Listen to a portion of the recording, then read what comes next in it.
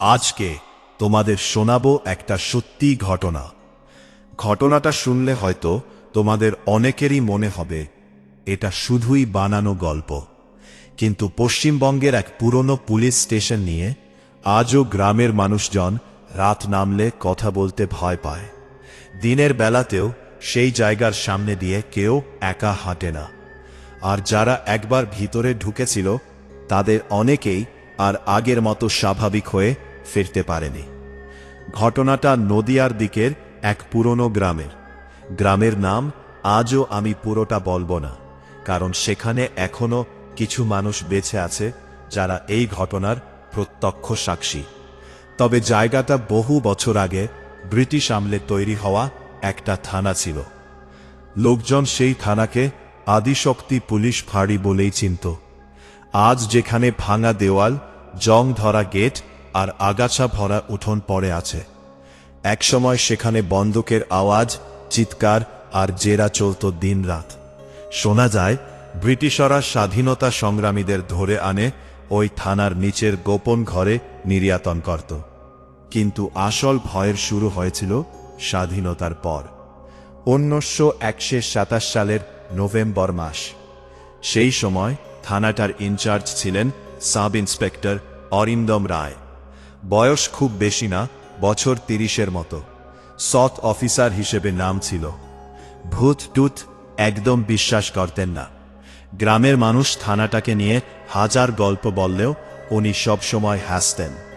কিন্তু ওই থানায় পোস্টিং হওয়ার ঠিক 7 দিনের মাথায় উনি নিজের ডায়েরিতে এমন কিছু লিখেছিলেন যেটা পরে আজও অনেক পুলিশ অফিসার চুপ করে যায়।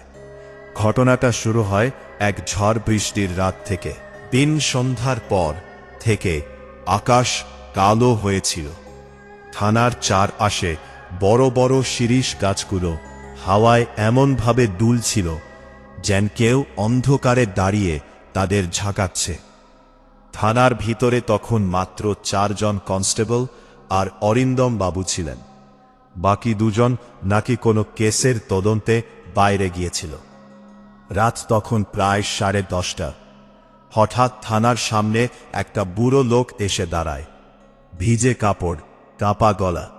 দরজার সামনে দাঁড়িয়ে সে শুধু একটাই কথা বলছিল, ওই মেয়েটাকে বাঁচান স্যার, ও আবার ফিরে এসেছে। কনস্টেবল মধু প্রথমে ভেবেছিল লোকটা পাগল, কিন্তু অরিন্দম বাবু তাকে ভিতরে ডেকে বসান। তারপর জিজ্ঞেস করেন ব্যাপারটা কি। বুড়ো লোকটা নিজের নাম বলে মহাদেব মালাকার, গ্রামের পুরনো বাসিন্দা। সে জানায় 3 দিন ধরে গ্রামের পাশে জঙ্গলের দিক থেকে রাত হলেই একটা মেয়ের কান্নার আওয়াজ আসে, আর যেই সেই আওয়াজের দিকে যায় সে আর ফিরে আসে না। অরিন্দম বাবু একটু বিরক্ত হয়ে বলেন, এত রাতে থানায় এসে ভূতের গল্প শোনাতে এসেছেন? বুড়ো লোকটা তখন কাঁপতে কাঁপতে বলেছিল, ভূত না স্যার, ও অভিশাপ। এই কথাটা বলেই সে হঠাৎ থানার ভিতরের একটা বন্ধ দরজার দিকে তাকিয়ে যায়।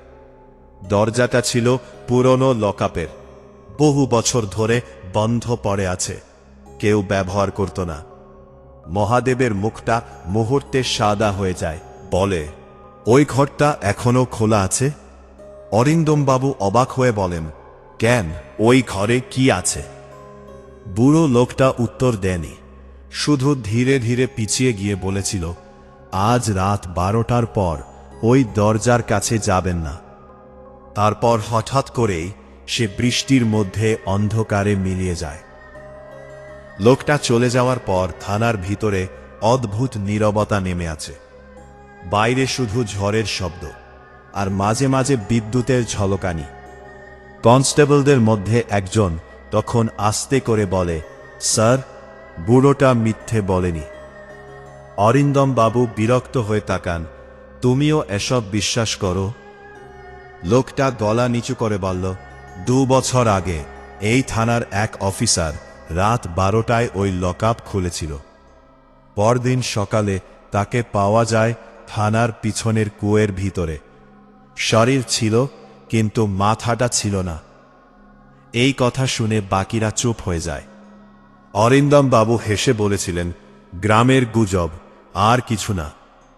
কিন্তু সেই রাতেই প্রথম অদ্ভুত ঘটনাটা ঘটে। রাত ঠিক 12:03। থানার ভিতরের সব আলো হঠাৎ টিমটিম করতে শুরু করে। বাইরের ঝড়ও তখন অস্বাভাবিকভাবে বেড়ে গেছে। আর ঠিক সেই সময় থানার ভিতর কোথা থেকে যেন একটা মেয়ের কান্নার শব্দ ভেসে আসে। খুব ধীরে, খুব কষ্টের একটা কান্না। প্রথমে সবাই ভাবল বাইরে থেকে আসছে, কিন্তু কয়েক সেকেন্ড পর বোঝে আগেও শব্দটা থানার ভিতর থেকেই আসছে, আর সেটা আসছে ওই পুরনো লকআপের দিক থেকে। কনস্টেবল মধুর মুখ ফ্যাকাশে হয়ে যায়। সে কাঁপা গলায় বলে, স্যার, আবার শুরু হলো। অরিন্দম বাবু উঠলেই বাড়ালেন, হাতে টর্চ নিয়ে এগোতে লাগলেন লকআপের দিকে। বাকিরা কেউ যেতে চাইছিল না, কিন্তু উনি জোর করায় সবাই ধীরে ধীরে পিছন পিছন যায়। পুরনো করিডরটার দেওয়ালে তখন স্যাঁতস্যাঁতে গন্ধ। মাথার উপরের পুরনো ফ্যানটা নিজে নিজেই ঘুরছিল, যদিও তার সুইচ অফ ছিল। আর সেই কান্নার শব্দটা যত সামনে যাচ্ছিল তত স্পষ্ট হচ্ছিল। একটা মেয়ের গলা, সে যেন কান্দতে কান্দতে বলছে, দরজা খোলো। করিডরের শেষ মাথায় পৌঁছে সবাই থমকে দাঁড়ায়। লকআপের দরজাটা আস্তে আস্তে নিজে নিজে নড়ছে, যেন ভিতর থেকে কেউ ধাক্কা মারছে। ঠক ঠক ঠক। অরিন্দম বাবু এগিয়ে গিয়ে দরজায় টর্চ ফেলতেই সবাই জমে যায়। লোহার দরজার ফাঁক দিয়ে ভিতরে দুটো চোখ দেখা যাচ্ছিল, ফ্যাকাশে সাদা চোখ। আর সেই চোখ দুটো এক দৃষ্টিতে তাদের দিকেই তাকিয়েছিল। কনস্টেবলদের একজন ভয়ে চিৎকার করে পিছন ইয়ে যায়, কিন্তু অরিন্দম বাবু সাহস করে দরজার কাছে যান। তিনি গম্ভীর গলায় বলেন, কে ভিতরে আছে? কোনো উত্তর নেই, শুধু কান্নার শব্দ। তারপর হঠাৎ ভিতর থেকে একটা মেয়ের হাসি ভেসে আসে, খুব আস্তে, খুব ঠান্ডা। যে হাসি শুনলে শরীরের রক্ত জমে যায়। হঠাৎ করেই থানার সব আলো নিভে যায়, চারদিক অন্ধকার। কনস্টেবলরা চিৎকার শুরু করে। বাইরে বজ্রপাতের আলোতে কয়েক সেকেন্ডের জন্য করিডোরটা আলোকিত হয়। আর সেই আলোর ঝলকানিতে সবাই দেখেছিল লকআপের সামনে দাঁড়িয়ে আছে একটা মেয়ে, সাদা শাড়ি, ভেজা চুল, মুখটা পুরো রক্তে ভরা, তার দুই হাতের কবজি কাটা। আর সে ধীরে ধীরে মাথা কাত করে অরিন্দম বাবুর দিকে তাকিয়েছিল। পরের মুহূর্তেই আলো আবার নিভে যায়। অন্ধকারের মধ্যে শুধু একটা শব্দ শোনা যাচ্ছিল, চপ চপ চপ, যেন কেউ ভেজা পা টেনে হাঁটছে। অরিন্দম বাবু টর্চ জ্বলানোর চেষ্টা করেন, কিন্তু টর্চ কাজ করছিল না। চারদিকে শুধু ঠান্ডা হাওয়া। ন থেকে কনস্টেবল মধু চিৎকার করে ওঠে, স্যার, ও আপনার পিছনে। অরিন্দম বাবু ঘুরে দাঁড়াতেই তার মুখের সামনে একটা বরফ ঠান্ডা হাত এসে পড়ে। তিনি কয়েক সেকেন্ডের জন্য যেন নিঃশ্বাসই নিতে পারেননি। মনে হচ্ছিল কেউ তার গলা চেপে ধরেছে। তারপর হঠাৎ করেই আলো ফিরে আসে। সবাই হাঁপাতে হাঁপাতে চারদিকে তাকায়, কেউ নেই। করিডোর খালি, লকআপের দরজা আবার বন্ধ। সবকিছু যেন স্বাভাবিক, কিন্তু অরিন্দম বাবুর গলায় তখন স্পষ্ট 5টা নখের দাগ। সেই রাতের পর থেকেই থানার ভিতরে একের পর এক অদ্ভুত ঘটনা শুরু হয়। রাতে ডিউটি করা কনস্টেবলরা শুনতে পেতে কেউ যেন করিডোরে হাঁটছে। কখনো লকআপের ভিতর থেকে শিকল নাড়ার শব্দ আসত, কখনো আবার থানার পুরনো রেকর্ড রুমে নিজে নিজেই ফাইল ছড়িয়ে পড়ত। একদিন তো ভোরবেলা দেখা যায় থানার উঠোনে রক্ত দিয়ে লেখা, ও এখনো বন্দী। এই ঘটনার পর গ্রামের মানুষ থানায় আসা প্রায় বন্ধ করে দেয়। কিন্তু অরিন্দম বাবু হাল ছাড়েননি। তিনি ঠিক করেন যেভাবেই হোক এই ঘটনার সত্যিটা বের করবেন। পরদিন তিনি পুরনো রেকর্ড ঘাঁটতে শুরু করেন।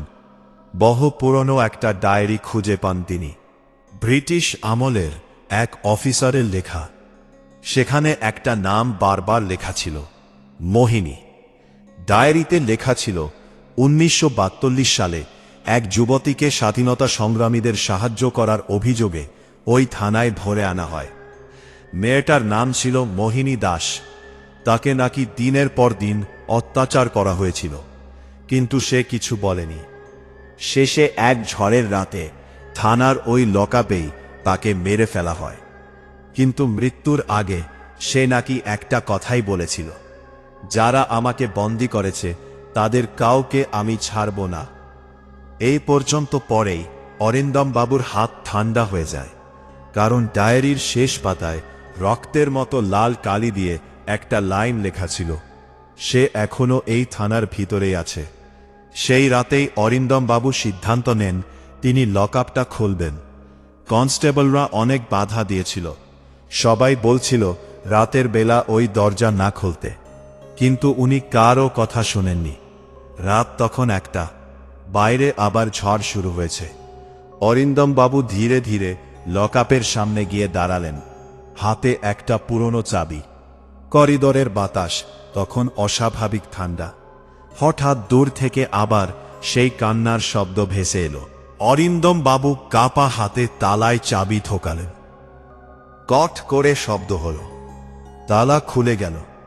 আর ঠিক তখনই লকআপের ভিতর থেকে এমন একটা পচা গন্ধ বেরোলো যে সবাই নাক চেপে ধরে পিছিয়ে গেল। ঘরের ভিতর সম্পূর্ণ অন্ধকার, কিন্তু অন্ধকারের মাঝখানে যেন কেউ দাঁড়িয়েছিল। দুটো সাদা চোখ ধীরে ধীরে জ্বলে উঠছিল। আর সেই মুহূর্তেই থানার পিছন দিক থেকে এক কনস্টেবলের ভয়ঙ্কর চিৎকার শোনা গেল। চিৎকারটা এতটাই ভয়ঙ্কর ছিল যে সবাই ছুটে বাইরে বেরিয়ে যায়। কিন্তু বাইরে গিয়ে তারা যা দেখেছিল সেটা দেখার পর থেকে ওই থানায় আর কোনো পুলিশ অফিসার রাতের ডিউটি করতে রাজি হয়নি। সেদিন থানার পিছন দিক থেকে যে চিৎকারটা এসেছিল সেটা ছিল কনস্টেবল হরিপদে। অরিন্দম বাবু আর বাকিরা দৌড়ে থানার পিছনের উঠোনে পৌঁছাতেই সবাই থমকে দাঁড়ায়। বজ্রপাতের আলোয় কয়েক সেকেন্ডের জন্য পুরো জায়গাটা আলোকিত হয়ে উঠেছিল। আর সেই আলোতেই দেখা গেল থানার পুরনো কুয়োর সামনে হরিপদ হাঁটু গেড়ে বসে আছে। তার চোখ দুটো অস্বাভাবিকভাবে বড় হয়ে গেছে, মুখ দিয়ে ফেনা বেরোচ্ছে, আর সে কাঁপতে কাঁপতে কুয়োর ভিতরের দিকে আঙুল দেখাচ্ছিল। অরিন্দম বাবু টর্চ জ্বালিয়ে কুয়োর ভিতরে আলো ফেলেলেন। প্রথমে কিছুই বোঝা গেল না, শুধু কালো জল।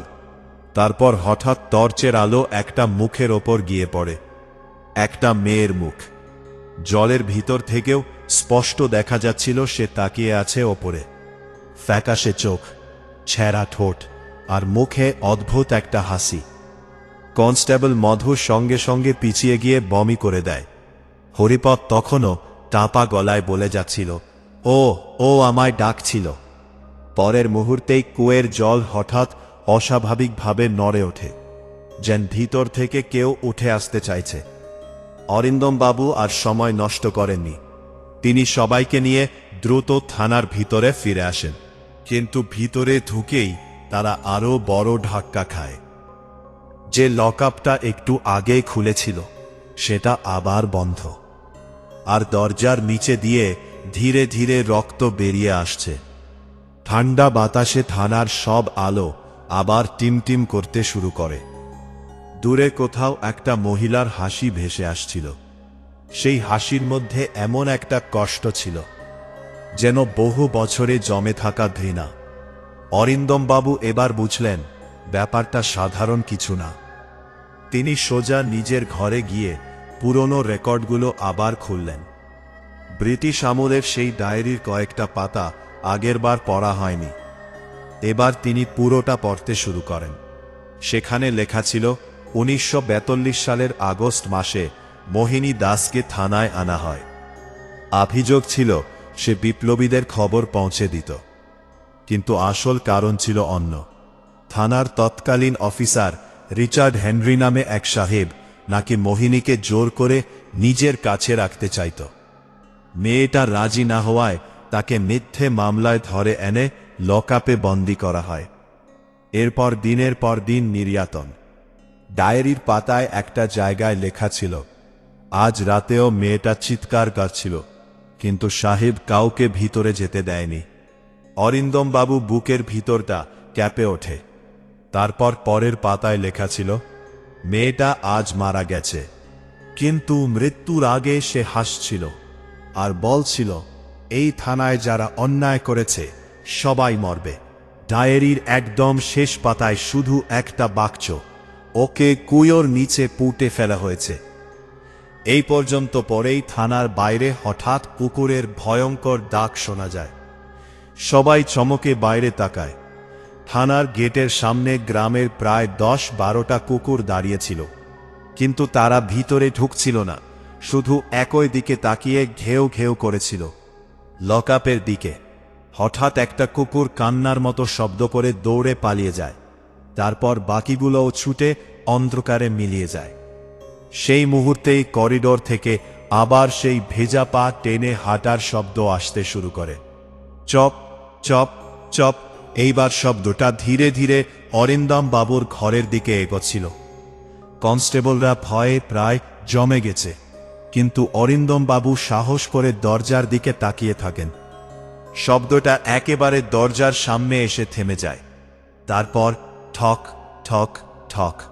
দরজায় কেউ নক করেছে, কিন্তু বাইরে কেউ নেই, শুধু নিচে মেঝেতে ভেজা পায়ের ছাপ। অরিন্দম বাবু ধীরে ধীরে দরজা খুলতেই ঠান্ডা বাতাস ভিতরে ঢুকে পড়ে। আর ঠিক তখনই থানার সব আলো নিভে যায়। পুরো জায়গাটা ডুবে যায় অন্ধকারে। কয়েক সেকেন্ড পরে দূরে লকআপের দিক থেকে একটা মহিলার গলা ভেসে আসে, আমায় মুক্তি দাও। গলাটা শুনে মনে হচ্ছিল কেউ খুব কষ্টে কথা বলছে।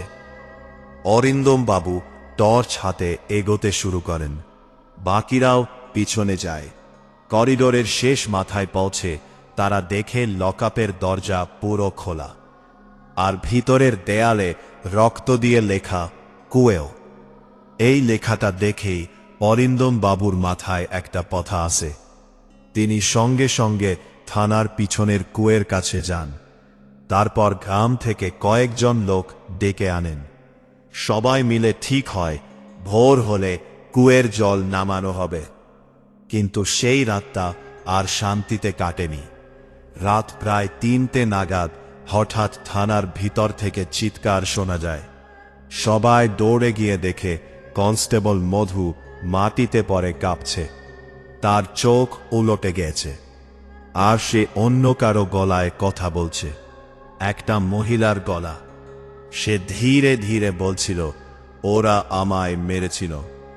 তারপর নিজের হাত দিয়ে মাটিতে আঁচড় কেটে লিখো তে শুরু করে। এই নামটা লিখেই মধু অজ্ঞান হয়ে যায়। ভোর হতেই কুয়ের জল তোলার কাজ শুরু হয়। গ্রামের লোকজনও জড়ো হয়েছিল, কিন্তু সবার মুখে ভয়। প্রায় 1 ঘন্টা পর জল অনেকটা নামতেই কুয়ের তলায় একটা লোহার বাক্স দেখা যায়। দড়ি দিয়ে সেটা ওপরে তোলা হয়। বাক্সটা এত পুরনো ছিল যে খুলতেই মরচে ঝরে পড়তে লাগলো। তার ভিতরে ছিল একটা মহিলার কঙ্কাল। কঙ্কালের হাত দুটো শিকল দিয়ে বাঁধা, আর গলায় একটা লকেট। লকেট খুলতেই ভিতরে একটা পুরনো সাদা কালো ছবি পাওয়া যায়। ছবিতে যে মেয়েটা ছিল সে ঠিক সেই মুখ যেটা সবাই কুয়ের জলে দেখেছিল, মোহিনী।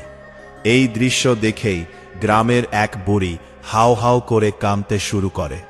সে জানায় ছোটবেলায় তার ঠাকুমার মুখে মোহিনীর কথা শুনেছিল। গ্রামের মানুষ নাকি জানত মেয়েটাকে অন্যায়ভাবে মারা হয়েছে, কিন্তু কেউ সাহস করেনি মুখ খুলতে। অরিন্দম বাবু তখন বুঝলেন মোহিনীর আত্মা এখনো শান্তি পায়নি। সেদিন রাতেই থানায় আবার ভয়ঙ্কর ঘটনা ঘটে। মোহিনীর কঙ্কাল থানার ভিতরের এক ঘরে রাখা হয়েছিল। বাইরে পুলিশ পাহারা। রাত তখন 12টা। হঠাৎ পাহারায় থাকা কনস্টেবলদের একজন দৌড়ে এসে চিৎকার করে বলে, স্যার, ভিতরে কেউ আছে। সবাই ছুটে যায়। ঘরের দরজা ভিতর থেকে বন্ধ। ভিতর থেকে আসছে এক মহিলার হাসি। অরিন্দম বাবু লাথি মেরে দরজা ভাঙেন, আর ভিতরে ঢুকেই সবাই জমে যায়। ঘরের মাঝখানে মোহিনীর কঙ্কালটা সোজা হয়ে বসে আছে, আর তার মাথাটা ধীরে ধীরে দরজার দিকে ঘুরছে। কনস্টেবল হরিপদ সঙ্গে সঙ্গে জ্ঞান হারায়। হঠাৎ কঙ্কালের গলা থেকে একটা ফিসফিস শব্দ বেরোয়। ও এখনো বেঁচে আছে। অরিন্দম বাবু কাপা গলায় বলেন, কে? তারপর পুরো ঘরটা বরফের মতো ঠান্ডা হয়ে যায়। দেওয়ালে ঝোলানো আয়নাপা হঠাৎ ফেটে যায়, আর সেই ফাটা গাছে রক্তের মতো দাগে একটা মুখ ভেসে ওঠে। সাদা চামড়া, ইংরেজ টুপি, আর পোড়া চোখ। Richard Henry. হঠাৎ ঘরের সব জিনিসপত্র নিজের থেকে উঠতে শুরু করে। টেবিল উলটে যায়, জানলা ধাক্কা মারতে থাকে। মোহিনীর কঙ্কালটা তখনও বসেছিল, আর সেই একই গলায় বলছিল, ও এখনই আছে। পরের মুহূর্তে থানার পিছনের পুরনো স্টোর রুম থেকে বিকট আওয়াজ আসে। সবাই দৌড়ে সেখানে যায়। স্টোর রুমটা বহু বছর ধরে বন্ধ ছিল। দরজা খুলতেই পচা গন্ধ বেরিয়ে আসে। টর্চের আলো ফেলতেই দেখা যায় দেওয়াল জুড়ে অদ্ভুত চিহ্ন আঁকা। মাঝখানে একটা কাঠের বাক্স। বাক্স খুলতেই ভিতরে একটা আধপোড়া মানুষের কঙ্কাল পাওয়া যায়। তার গলায় পুলিশ অফিসারের ব্যাজ, আর পাশে একটা ডায়েরি। ডায়েরিটা ছিল রিচার্ড হেনরির। সেখানে লেখা ছিল, মেয়েটাকে মারার পর থেকে ও প্রতিদিন রাতে ফিরে আসে। আমি ঘুমাতে পারি না, ও আমার ঘাড়ের কাছে দাঁড়িয়ে থাকে। আজ আমি নিজেকে আগুনে পুড়িয়ে শেষ করে দেব, কিন্তু আমি জানি মৃত্যু আমাকে বাঁচাতে পারবে না।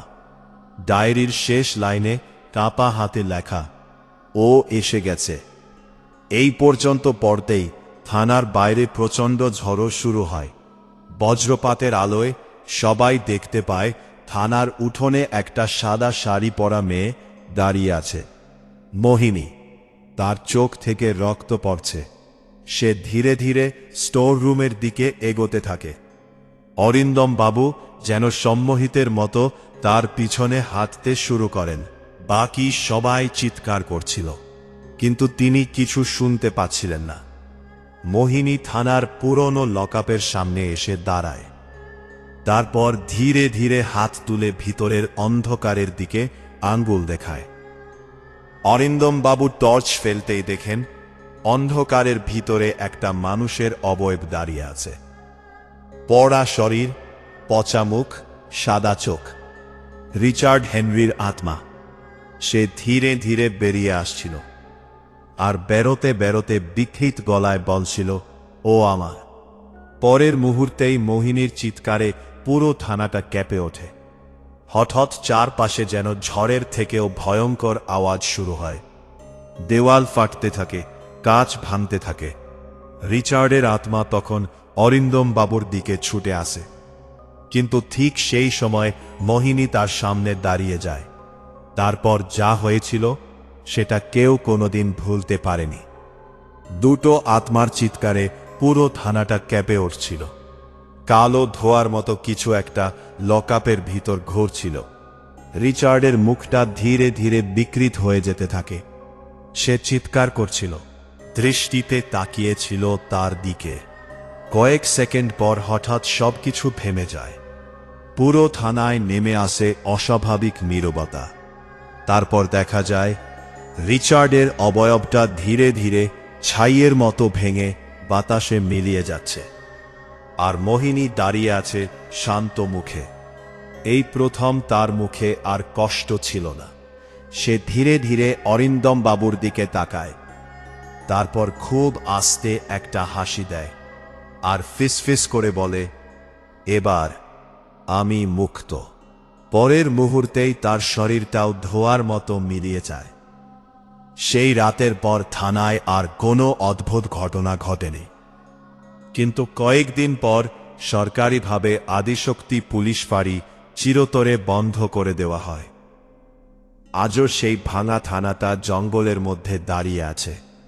গ্রামের মানুষ বলে, রাতে নাকি এখনো মাঝে মাঝে সেখানে টর্চের আলো দেখা যায়, যেন কেউ পাহারা দিচ্ছে।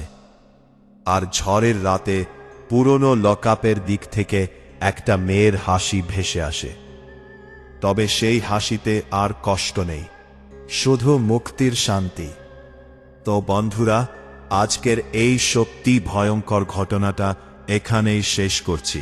তাহলে অবশ্যই চ্যানেলটা সাবস্ক্রাইব করে রেখো, কারণ এরকম আরও সত্যি ভূতের ঘটনা আমি তোমাদের জন্য নিয়ে আসব। আর রাত জেগে একা এই গল্প শুনে থাকলে পিছনে একবার তাকিয়ে নিও।